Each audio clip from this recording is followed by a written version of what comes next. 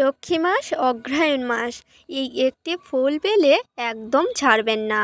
অর্থ, সুখ, শান্তি, সৌভাগ্য সংসারে ভরে উঠবে। নমস্কার বন্ধুরা, চলে এসেছি আজ আরও একটি নতুন ভিডিও নিয়ে। তো বন্ধুরা, চলছে অগ্রহায়ণ মাস, মাতা লক্ষ্মীর মাস। এই মাসে এই ফুলটি যদি আপনারা কোথাও পেয়ে থাকেন তাহলে অবশ্যই সঙ্গে আনুন এবং মাতা লক্ষ্মীর চরণে অর্পণ করুন। এর ফলে সকল ইচ্ছা পূরণ হবে এবং মাতা লক্ষ্মীর আশীর্বাদ প্রাপ্তিও হবেন। তো প্রথমেই বলি বন্ধুরা, ভিডিওটি সম্পূর্ণ দেখবেন, দেখার পরে ভালো লাগলে একটি লাইক করবেন এবং চ্যানেলে নতুন হলে চ্যানেলটিকে সাবস্ক্রাইব করে পাশে থাকবেন। তো এবার বলি বন্ধুরা, এই অগ্রহায়ণ মাসে যদি এই একটি ফুল আপনারা কোথাও পেয়ে থাকেন তাহলে অবশ্যই সঙ্গে করে আনুন এবং মাতা লক্ষ্মীর অর্পণ করুন।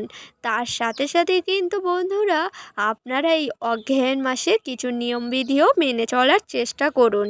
আর সেগুলি হচ্ছে বন্ধুরা, অগ্রহায়ণ মাস চলাকালীন আপনারা অবশ্যই করে সবসময়ের মতো ঘর বাড়ি পরিষ্কার করুন।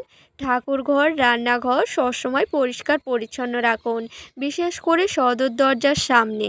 আমি আবারও বলছি বন্ধুরা, সদর দরজার সামনে আপনারা কিন্তু সবসময় পরিষ্কার পরিচ্ছন্ন করে রাখবেন। তার কারণ হচ্ছে, বাড়ির সদর দরজা বা মূল গেট থেকে মাতা লক্ষ্মী প্রবেশ করেন। এই কারণে আপনারা সদর দরজা সবসময় পরিষ্কার পরিচ্ছন্ন করে রাখবেন। আর হ্যাঁ বন্ধুরা, আপনারা কিন্তু অবশ্যই করে চেষ্টা করবেন সকাল সকাল ঘুম থেকে উঠে যাওয়ার এবং চান সেরে শুদ্ধ বস্ত্র পরে প্রতিদিনের নিত্য পূজা সকাল সকাল করে নেওয়ার। হ্যাঁ বন্ধুরা, অগ্রহায়ণ মাস মাতা লক্ষ্মীর মাস। যে সকল বাড়িতে দেরি করে ঘুম থেকে ওঠে বা বাসি কাজকর্ম ফেলে রাখে, সে সকল গৃহেতে মাতা লক্ষ্মী ভুলেও প্রবেশ করেন না। এই জন্য বন্ধুরা, আপনারা কিন্তু চেষ্টা করবেন প্রতিদিন তাড়াতাড়ি ঘুম থেকে উঠে যাওয়ার এবং বাসি কাজকর্ম পরিষ্কার করে নেওয়ার।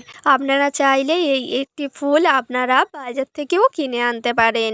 হ্যাঁ, অবশ্যই করে বাজার থেকেও কিনে আনতে পারেন বা আপনাদের বাড়ির আশেপাশে কোথাও যদি হয়ে থাকে সেখান থেকেও আনতে পারেন। তো এবার বলি বন্ধুরা, আপনারা কিন্তু এই অগ্রহায়ণ মাসের যে কোনো একদিন বৃহস্পতিবার দিন দেখি এই ফুলটি মাতা লক্ষ্মীর চরণেতে অর্পণ করবেন এবং এই অগ্রহায়ণ মাসের যে কোনো বুধবার দিনে 11টি দুব্য এবং একটি লাল ফুল, সেটি জবা ফুলও হতে পারে বা লাল রঙের যে কোনো ফুল হতে পারে, আর 11টি দুব্য নিয়ে ভগবান শ্রী গণেশের চরণেতে অর্পণ করবেন এবং তার সাথে সাথে 5 রকম ফলও অর্পণ করবেন। হ্যাঁ বন্ধুরা, বুধবার দিনে আপনারা চাইলে এই কাজটি করতে পারেন। এর ফলে কিন্তু ভগবান শ্রী গণেশের আশীর্বাদ পেতে পারেন। অগ্রহায়ণ মাস খুবই শুভ মাস, তার কারণ হচ্ছে বন্ধুরা মাতা লক্ষ্মীর মাস এবং তার সাথে সাথে কিন্তু ভগবান শ্রী গণেশের চরণেও 11টি দুব্য এবং লাল রঙের একটি ফুল এবং 5 রকমের ফল ভগবান শ্রী গণেশের অর্পণ করতে পারেন। এর ফলেও ভগবান শ্রী গণেশের আশীর্বাদ প্রাপ্তি করতে পারবেন। তো প্রথমেই বলি বন্ধুরা, যে কোনো বৃহস্পতিবার দিনে আপনারা কিন্তু সকাল সকাল ঘুম থেকে উঠে গিয়ে শুদ্ধ বস্ত্র পরে চান সেরে বাসি কাজকর্ম সেরে আপনারা কিন্তু যেমন নিত্য পূজা দিতে যান তেমনই নিত্য পূজা দিতে যাবেন। তারপরেই এই ফুলটি মা লক্ষ্মীর চরণে অর্পণ করবেন, আর সেটি হচ্ছে বন্ধুরা পদ্ম ফুল।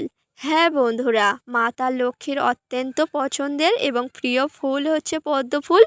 এই জন্য আপনারা চাইলে বাজার থেকে কিনে আনতে পারেন বা আপনাদের আশেপাশে যদি কোথাও পেয়ে থাকেন তাহলে এই ফুলটি আপনারা আনতে পারেন। আর সেটি হচ্ছে পদ্ম ফুল। আমরা সকলেই জানি পদ্ম ফুল মা লক্ষ্মীর ভীষণ প্রিয়।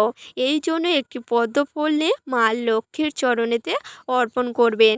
তো বন্ধুরা, আশা করছি বুঝতেই পেরেছেন, যে কোনো একদিন বৃহস্পতিবার দিনে আপনারা যখন সকালে নিত্য পূজা দিতে যাবেন তখনই নিত্য পূজা সম্পূর্ণ হওয়ার সাথে সাথে সেই ফুলটি মাতা লক্ষ্মীর চরণে অর্পণ করবেন। আর সেটি হচ্ছে পদ্ম ফুল, মাতা লক্ষ্মীর ভীষণ প্রিয় ফুল। এই কারণে পদ্ম ফুল মাতা লক্ষ্মীর চরণে একটি দিনের জন্য অর্পণ করবেন। দেখবেন আপনাদের সকল ইচ্ছা পূরণ হবে এবং মাতা লক্ষ্মীর আশীর্বাদও প্রাপ্তি করতে পারবেন।